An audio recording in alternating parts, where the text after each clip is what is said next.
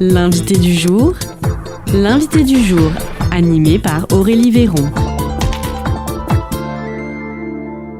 L'invité du jour sur Espoir FM aujourd'hui, c'est Alba Liorens. Bonjour Alba. Bonjour Alice. Alors vous êtes chargée de communication à la Maison de l'Europe de Lot-et-Garonne, Europe Direct Moyenne-Garonne. Et de quoi allons-nous parler aujourd'hui ? Oui, donc aujourd'hui, je vais parler sur l'IA. C'est un sujet qui est beaucoup dans la tête des gens en ce moment. Et du coup, plus précisément, je voulais parler de la IA Act. Donc, c'est le premier règlement, c'est le règlement pionnier en fait à niveau mondial qui vise à encadrer l'utilisation de l'IA en Europe. D'accord, sachant que voilà, que c'est vraiment le tout premier. On n'a pas d'autres dans d'autres pays qui a eu un règlement autour. Justement, pourquoi l'Europe a-t-elle ressenti le besoin de créer cette législation ? Est-ce que c'est pour rattraper son retard face aux grandes puissances comme les États-Unis ou la Chine ? Non, c'est pas vraiment pour ça. L'Europe, elle cherchait pas à rattraper un retard ou autre, mais c'est vraiment le besoin. En fait, j'aime bien le présenter comme le code de la route pour l'IA.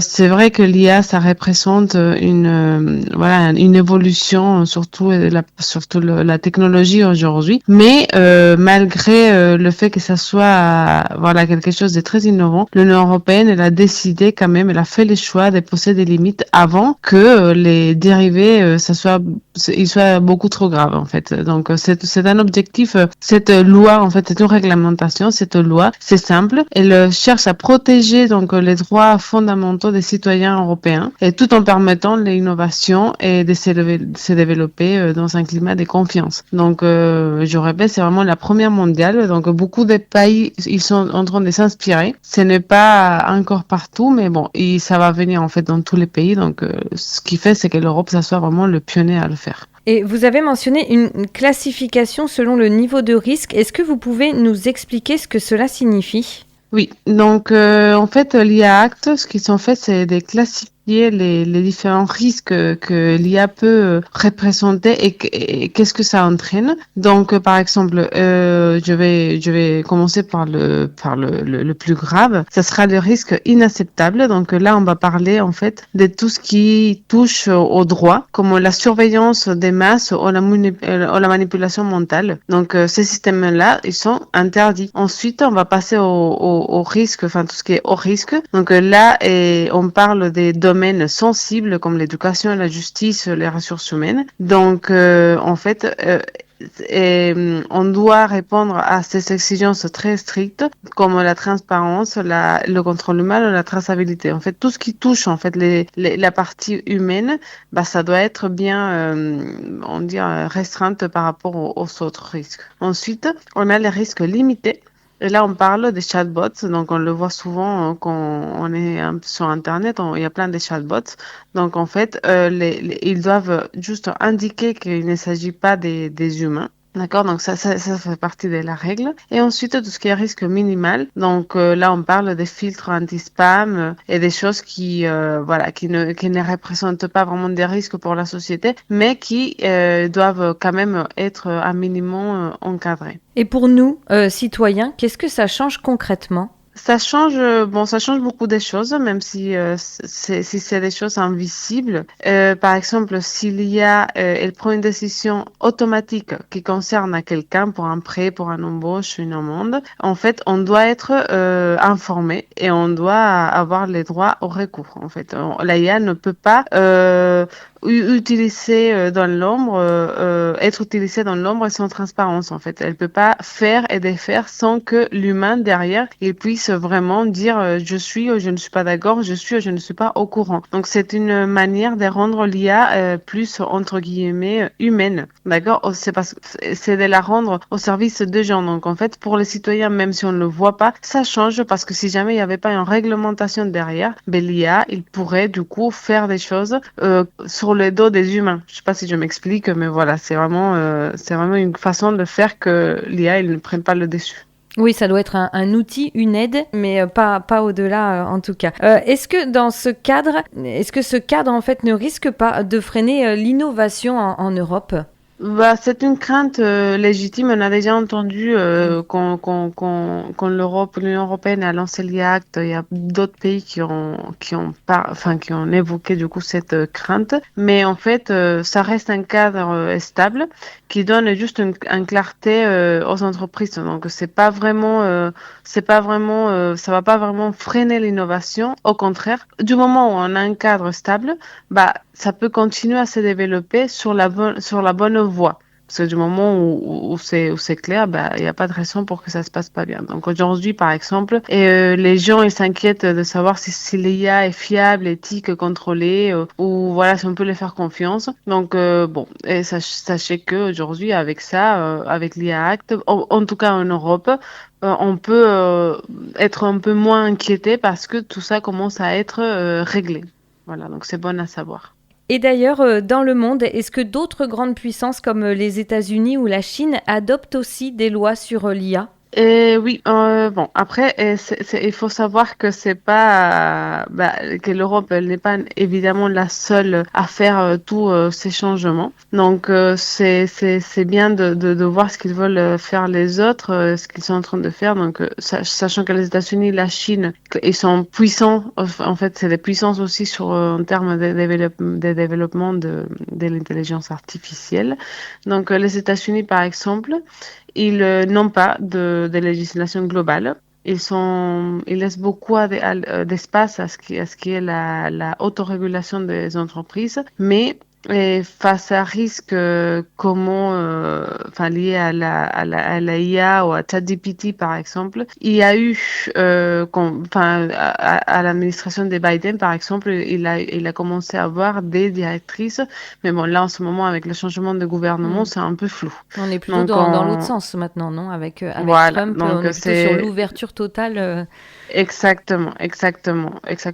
Mais voilà, donc ça a commencé, ça s'est arrêté. Là, en ce moment, on n'en sait pas où ils sont. Ouais, voilà, il n'y a pas beaucoup de. Enfin, on sait un peu, mais bon, voilà. Donc après, la Chine, bah, de son côté, la Chine, voilà, c'est plus eux, ils s'investissent massivement dans le développement de l'IA, notamment pour tout ce qui est surveillance. Il y a des règles strictes, mais surtout, ils cherchent à contrôler les contenus pour renforcer le pouvoir d'État. Donc, c'est vraiment une approche différente. C'est pas une approche par rapport au développement technologique. C'est vraiment une approche complètement individualiste par rapport au gouvernement. Bon, après, le Royaume-Uni, voilà, eux, ils ont une approche de pro-innovation avec un encadrement un peu plus souple qui s'adapte à chaque secteur. Et enfin, on peut parler de Canada, du Brésil ou le Japon, par exemple, qui travaillent sur leur cadre réglementaire, mais vraiment dédié à voilà, au fonctionnement de chaque pays, parce que c'est sûr que la façon dont ils fonctionnent n'est pas pareille. Mais ce qui est sûr, en tout cas, c'est que l'Union européenne est la première, voilà, comme je vous ai déjà dit, à proposer une régulation aussi ambitieuse.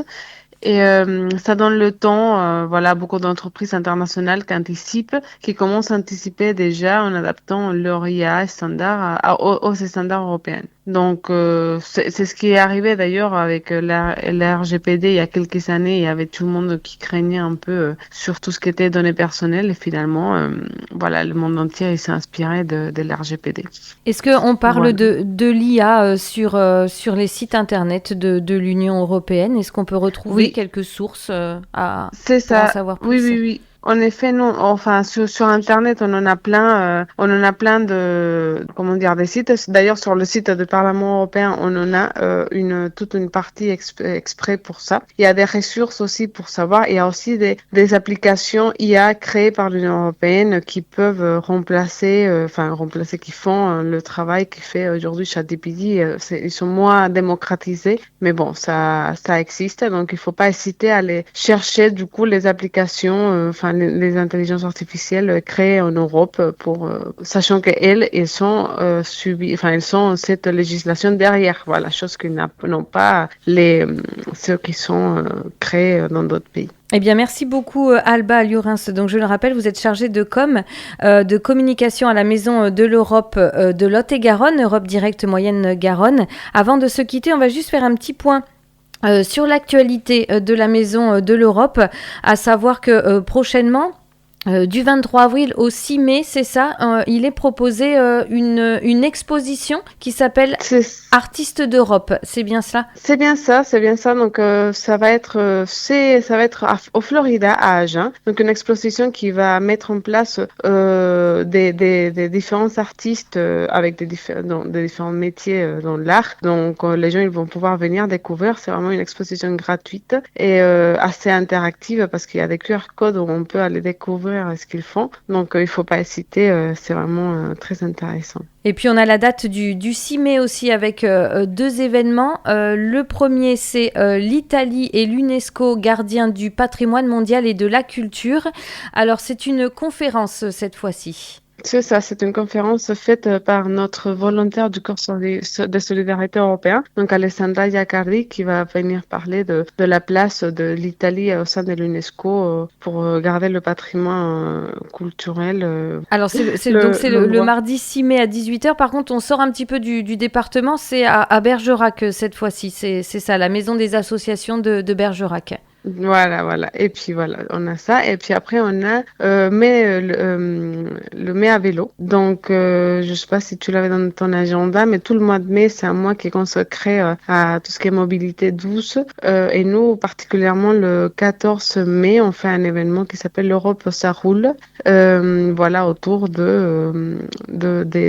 vélos, mais aussi autour des fonds européens dans le territoire. D'accord, donc ça c'est le mercredi 14 mai à partir de midi au Pont Canal à Agen. Donc ça peut être vraiment une très belle journée à vélo, pourquoi pas, à découvrir. Et puis enfin pour terminer, il y a aussi les incontournables comme l'apéro langue le 6 mai, donc le mardi 6 mai à 18h30 à l'espace bar du Florida à Agen. Et puis il y a aussi la présentation des programmes de mobilité à l'étranger. Alors ça c'est à suivre en ligne. Donc si il y a des personnes qui souhaitent partir à l'étranger. Il me semble que c'est surtout pour les jeunes plutôt, non? Non. Là, en fait, on est ouvert à toutes les âges. Tout le monde qui souhaite vraiment avoir une expérience de mobilité à l'étranger peut le faire. Donc, il suffit juste de nous envoyer un petit mail à animation@maisoneurope47.eu et s'inscrire. Et voilà. Après, nous, on a les informations sur ces genres d'ateliers, ce type d'ateliers sur notre site web. Donc, pareil, de www.maisoneurope47.eu. Et voilà, mais c'est vraiment pour toutes les âges. Là, maintenant, tout est un peu plus ouvert. Voilà, et donc c'est une visioconférence. Voilà, je cherchais le terme exact. Donc la visioconférence, tu souhaites partir à l'étranger, c'est le 7 mai à 16h. Et puis comme vous l'avez dit, toutes ces informations, on les retrouve sur le site internet www.maisoneurope47.eu.